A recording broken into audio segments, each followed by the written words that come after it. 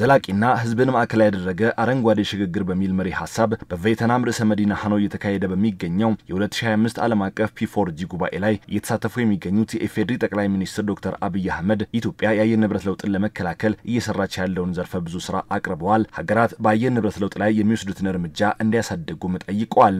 ኢትዮጵያ ተግባራዊ ባደረገችው የአረንጓዴ አሻራ መርሃ ግብር የተራቆቱ አካባቢዎች መልሰው እንዲያንሰራሩ ከማድረግ ባለፈ የምግብ ዋስትናን ማረጋገጥ የሚያስችሉ ስራዎች መሰራታቸውንም ጠቅላይ ሚኒስትር ዶክተር አብይ አህመድ ገልጸዋል። Prime example is our Green Legacy initiative, under which we have planted 40 billion seedlings.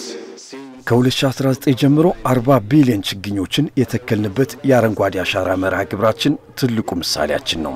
በዚህ የዓለም ትልቁ በመሆን የተራቆተ መሬትን በደን የማልበስ ስራ ከ20 ሚሊዮን በላይ ዜጎች በመላ ሀገሪቱ በየዓመቱ ተሳትፎ አድርገውበታል። ይህ ኢኒሼቲቭ ዓላማው የደን ሽፋንን ማሳደግ ብቻ አይደለም፣ የፍራፍሬ ዛፎችን በመትከል ምግብና የተመጣጠነ ምግብ ዋስትናን ማረጋገጥ እንዲሁም የተሸረሸሩ መሬቶች እንዲያንሰራሩ በማድረግ የአፈርና ውሃ ጥበቃ ማከናወን ነው።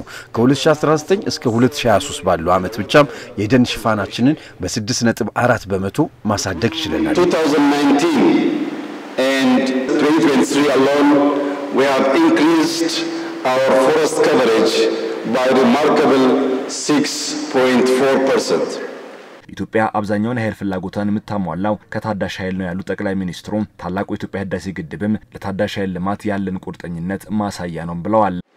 In power, we are making significant investments to expand and diversify our renewable energy portfolio. የታዳሽ ኃይል አማራጫችንን ለማስፋትና ዘርፈ ብዙ ለማድረግም በኃይል ላይ ትርጉም ያለው ኢንቨስትመንትን እያካሄድን ነው። ዛሬ ላይ ኢትዮጵያ 98 በመቶ የሚሆነውን ኃይል የምታገኘው ከውሃ ከንፋስና ከፀሐይ ምንጮች ነው። ታላቁ ህዳሴ ግድብ ደግሞ ለዘላቂ ልማት ያለንን የቁርጠኝነታችን ማሳያ ነው። ለሀገራችንም ይሁን ለቀጠናው የጎላ ማህበራዊ ምጣኔ ሀብታዊና የአካባቢ ጠቀሜታ እየሰጠም ይገኛል። Environmental benefits both nationally and across the region. እዚያ ባለፈ ለከባቢ አየር መበከል ትልቅ ድርሻ ያለውን የነዳጅ ተሽከርካሪን በመቀነስ ለኤሌክትሪክ ተሽከርካሪዎች ምርት ድጋፎችን እያደረግን ነው ሲሉም ጠቅላይ ሚኒስትር ዶክተር አብይ አህመድ በመድረኩ ላይ ገልጸዋል። To further translate policy into climate resilient action, we have introduced forward-looking reforms in the transport sector. ለአየር ንብረት የማይበገሩ እርምጃዎችን ለመውሰድና በፖሊሲያችን ወደ ተግባር ለመቀየር የተለያዩ ስራዎችን በትራንስፖርት ዘርፍ እያካሄድን ነው።